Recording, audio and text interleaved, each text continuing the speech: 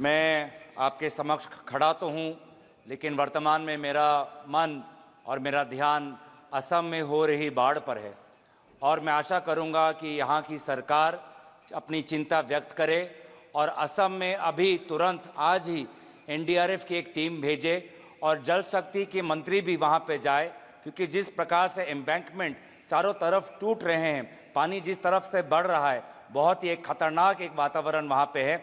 आप भी बिहार और यूपी में देखते हैं कि कितना बाढ़ के और कटाव से लोगों को कितनी परेशानी होती है और इसीलिए मैं चाहता हूँ कि यहाँ की सरकार असम में होती हुई बाढ़ के प्रति अपनी चिंता व्यक्त करते हुए आज ही एक एनडीआरएफ की टीम भेजे और जल शक्ति मंत्री तुरंत वहाँ पे जाए। मैं शुरुआत में भाजपा के सांसदों और हमारे इंडिया अलायंस के सांसदों और सभी सांसदों को मैं विशेष रूप से अपनी तरफ से शुभकामनाएं देता चाहूँगा कि वो इस चुनाव में जीत के आएँ और विशेष रूप से मैं भाजपा के सांसदों को मैं शुभकामनाएं देना चाहता हूँ, क्योंकि आज इस चुनाव में उनको बहुत कठिनाई का सामना करना पड़ा।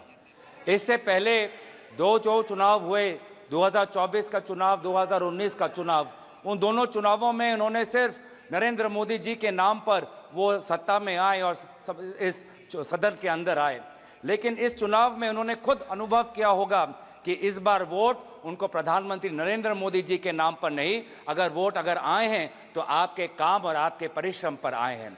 आपसे भी कई सांसद ऐसे आए हैं जो घिस के आए हैं, 30,000 वोट से आए हैं, 5,000 वोट से आए हैं। आप अपने बल पे आए हैं, किसी प्रधानमंत्री के नाम पर नहीं, आप अपने बल पे आए हैं और इसीलिए मैं आपको शुभकामनाएं मैं देना चाहूँगा और याद दिलाना चाहूँगा कि भारत की आवाम इस वोट से ये कहना चाहती है कि वो इंसान जो खुद को भगवान समझता है वो भगवान नहीं, सिर्फ इंसान है। ये संदेश आज देश के जनादेश में हमें दिखाई देता है और मैं धन्यवाद करना चाहूँगा इस देश के आम नागरिकों का, जिन्होंने आज एक प्रधानमंत्री को नहीं, आज देश ने एक मजबूत नेता प्रतिपक्ष को चुना है। आज देश ने एक सत्ता को नहीं, आज देश ने एक मजबूत विपक्ष को चुना है और इसीलिए मैं देश के लोगों का आभार प्रकट करता हूं और देश के लोगों को आपके जरिए ये मैं संदेश देना चाहता हूं कि आपके होते हुए हम ये संघर्ष जारी रखेंगे। लोकतंत्र को बचाने का संघर्ष, संविधान को बचाने का संघर्ष, पिछले दलित वंचित अल्पसंख्यकों का संवैधानिक अधिकार बनाने का जो संकल्प हमने लिया है, हमने ये मुहिम छेड़ी है, ये मुहिम पे हम ये चढ़ते जाएंगे, इस रास्ते पे हम चलते जाएंगे। हम आवाज बन के रहेंगे उन देशवासियों की जिनकी समस्या ना आज इस सदन में व्यक्त होती है ना अखबारों में व्यक्त होती है। हम आवाज उठाएंगे उन गरीब लोगों की जो आज अस्पताल में लगभग 6-6 साल उनको रुकना पड़ता है पर उनको सर्जरी का अपॉइंटमेंट नहीं मिलता है। हम आवाज उठाएंगे वो सड़क पे सोते हुए युवाओं की, लोगों की, जिन पर एक अमीर बाप का गाड़ी का बेटे का गाड़ी रेंगते हुए उनको मार देता है और फिर वो बेटा बाद में बेल पर निकल जाता है और उन जो लोग जो सड़क पे सोते हैं आज उनके बारे में कोई नहीं सोचता। हम बात उठाएंगे उन छोटे दुकानदारों की जिनका दुकान, सालों का दुकान आज टूट जाता है जब एक मंदिर का विस्तार होता है। हम बात उठाएंगे उन बेरोजगार युवाओं की जो आज वीजा भटक के संघर्ष में आज वो कभी पनामा के रूट से अमेरिका में जाते हैं, कभी कनाडा जाते हैं, कभी यूरोप जाते हैं, कभी मिडिल ईस्ट जाते हैं। आज यूपी, हरियाणा, पंजाब, गुजरात का युवा आज उसको देश के अंदर नहीं, अगर रोजगार मिलता है तो विदेश में मिलता है। हम उनकी आवाज उठाएंगे। हम आवाज उठाएंगे उन बच्चों की जो आज रो रहे हैं, सालों की मेहनत आज उनका व्यर्थ हो गया है जब नीट का ये पेपर लीक हो गया है। हम बात उठाएंगे उन जवानों की जो आज जम्मू में जिनकी आज शहादत हुई है। हम बात उठाएंगे उन ऑनेस्ट टैक्स पेयर्स की जिनका पैसा आज हम देख रहे हैं कि कहीं बिहार पर पुल गिर जाने पर उनका टैक्स पेयर का पैसा व्यर्थ होता है, तो कहीं एयरपोर्ट का टर्मिनल लीक होने पर उनका टैक्स पेयर का पैसा व्यर्थ होता है। पर हमें यह भी पता है कि प्रधानमंत्री मोदी जी अपना रवैया नहीं बदलेंगे। प्रधानमंत्री मोदी जी के पास दो ही अस्त्र है, एक भय है और भ्रम है। भय वो दिखाते हैं इनकम टैक्स, ईडी और सीबीआई के साथ, लेकिन देशवासियों ने इस बार कह दिया है कि हम इनकम टैक्स, ईडी और सीबीआई से डरते नहीं हैं। और दूसरा जो उनका अस्त्र है वो भ्रम का, वो हमने प्रचार में भी देखा। बांसवाड़ा में उन्होंने क्या कहा, बांसकाठा में उन्होंने क्या कहा, और जिस प्रकार से प्रधानमंत्री मोदी जी के भ्रम को देशवासियों ने लोकसभा चुनाव में नकारा, उसी तरीके से आज भी आप राहुल गांधी जी के भाषण पर जो भ्रम फैलाने का कोशिश कर रहे हैं, उस कोशिश को भी देशवासी नकारेंगे। इसीलिए मैं देशवासियों के प्रति मैं बहुत आभार प्रकट करता हूं, क्योंकि देश बदल चुका है, सदन बदल चुका है। आज आप देख रहे हैं कि जब विपक्ष जब अपनी बात उठता है तो प्रधानमंत्री को भी, कैबिनेट को भी अध्यक्ष महोदय से संरक्षण मांगना होता है। मैंने ऐसा नजारा पिछले 10 साल में नहीं देखा कि नेता प्रतिपक्ष बोल रहा है, विपक्ष बोल रहा है और गृह मंत्री उठ के बोल रहे हैं कि हमें संरक्षण दो, हमें संरक्षण दो, हमें संरक्षण दो। ये है ताकत लोकतंत्र की, जहां पे सत्ता पक्ष हो, जहां पे विपक्ष हो। अगर आपके पास सत्ता है, इसका मतलब ये नहीं कि आप सही हो। अगर हम विपक्ष में हैं, इसका मतलब हम गलत है, ये इसका मतलब नहीं है। सत्ता पक्ष और विपक्ष लोगों की दो राय रखता है और फिर जनता जनार्दन निर्धारित करती है कि वो किसको राय को स्वीकारता है, चाहे वो सत्ता हो का विपक्ष को। और इसीलिए आज में देश बदल चुका है उत्तर पूर्वांचल से, जहां से आज मणिपुर के 2 सांसद हम जीत के आए हैं। नागालैंड में हम पिछले बार जब कांग्रेस पार्टी जीती थी तो वो 1996 में थी, अब आज दोबारा हम 2024 में जीत के आए हैं। मेघालय में इनके जो टूरा लोकसभा सीट हम जीत के आए हैं, वो पिछला सीट हम 1996-98 में हम जीते थे, आज दोबारा वो टूरा लोकसभा सीट हम जीत के आए हैं। आज एनडीए को उत्तर पूर्वांचल के लोगों ने नकारा है।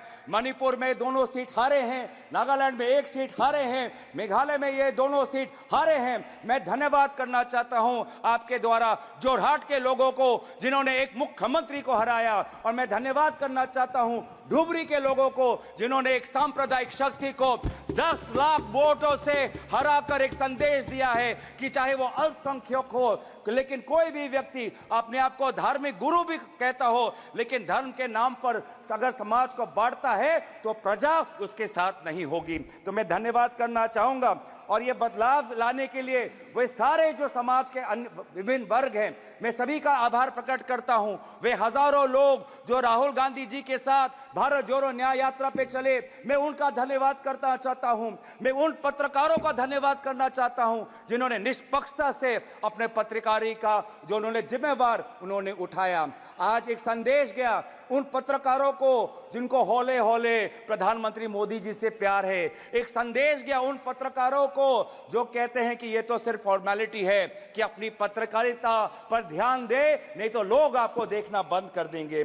मैं आज युवाओं को मैं आभार प्रकट करना चाहता हूं, क्योंकि उन्होंने व्हाट्सएप का इस्तेमाल नहीं किया, उन्होंने अपना विवेक का इस्तेमाल किया। मैं उन सनातन धर्मों को मानने वाले लोगों का मैं आभार प्रकट करता हूं, जिन्होंने आज नफरत और हिंसा पर नहीं, लेकिन धर्म जो हमें सिखाता है इंसानियत, चाहे हिंदू हो, चाहे मुस्लिम हो, चाहे ईसाई हो, चाहे सिख हो, हर धर्म हमें सिखाता है कि हम एक अच्छा इंसान बने, इंसानियत के आदर्शों को हमें सिखाता है, समाज एक आदर्श बने वो हमें सिखाता है। मैं गुजारिश करना चाहता हूं आपके द्वारा, मैं अंत में आ रहा हूं सर, लास्ट के मैं 2-3 चीजें बोलना चाहता हूं। मैं आपके द्वारा मैं गुजारिश करना चाहता हूं कि आप बार बार बात करते हैं कि हमने एक नया सदन बनाया, लेकिन क्या ये उचित नहीं होता कि चाहे पुराना सदन हो चाहे नया सदन हो, इन दोनों सदनों के सामने डॉक्टर भीमराव अंबेडकर की मूर्ति हमारे सदन के सामने होनी चाहिए थी? क्या ये उचित नहीं था? क्या यह उचित नहीं था कि चाहे नया सदन हो? ये स्पीकर का प्रीमाइसेज होता है। मैं गुजारिश कर रहा हूं, मैं आपसे गुजारिश कर रहा हूं, मैं अपनी व्यथा गुजारिश कर रहा हूं। मैं स्पीकर महोदय को आपके द्वारा गुजारिश कर रहा हूं कि पहले की तरह सदन के सामने आदरणीय राष्ट्रपिता महात्मा गांधी जी के मूर्ति को रखिए, और पहले की तरह डॉक्टर भीमराव अंबेडकर के मूर्ति को मैं गुजारिश कर रहा हूं। मैं स्पीकर के निर्णय का सम्मान करते हुए उनके मैं गुजारिश कर रहा हूं कि हमारी भी बात सुने, हमारी भी जो मैं चेयर पे हूं, तो अगर आपने स्पीकर से गुजारिश की तो सुन लीजिए। आपने कहा कि बाबा भीमराव अंबेडकर की एक मूर्ति यहाँ जो स्थापित होनी चाहिए। आपको भी निमंत्रण गया होगा। इस पार्लियामेंट में पहली बार सारे महापुरुषों का, बाबा भीमराव अंबेडकर से लेकर के महाराणा प्रताप से लेकर के, एक बड़ी वीथिका बनाई गई है उसी संविधान भवन के साथ, और जिसका उद्घाटन हुआ पिछले दिनों। शायद आप जाएंगे तो आपको लगेगा कि एक पार्लियामेंट के अंदर एक ऐसी चीज़ हो गई कि कोई भी बाहर का डेलीगेशंस या हमारे खुद मेंबर ऑफ पार्लियामेंट या बाहर के लोग आएंगे तो उनको इस संविधान भवन, इस पार्लियामेंट के साथ साथ अपने देश के महापुरुषों को एक साथ सारी प्रतिमाओं को ढंग से रख करके पार्क बनाया गया है। धन्यवाद।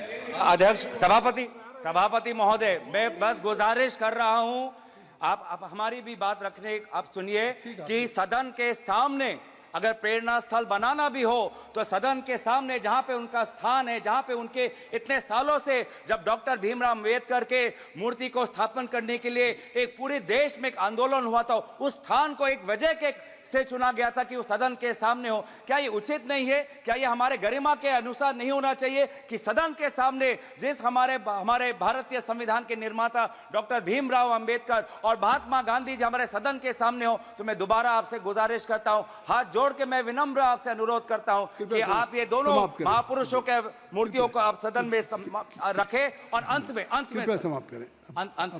अंत में अगर समाप्त करें, अंत में बस आ रहा हूं, अंत में जो हमने एक मांग रखी कि नीट को लेके एक चर्चा हो, शिक्षा विभाग को लेके आज एक बहुत एक असमंजस नेता प्रतिपक्ष ने नीट पर लेके एक चर्चा हो, उस चर्चे पे एक आप अमल करें। और बस आखिरी मांग कि आज जो आदरणीय शिक्षा मंत्री है उन्होंने अपनी जिम्मेवारी 2021 में ली, 2021 में अपनी जिम्मेवारी लेने के पश्चात आज इतने सारे पेपर लीक हुए, उनको शिक्षा मंत्री एक और दिन होने का। श्री इंदिरा, आपने चर्चा की मांग की, बस श्री इंदिरा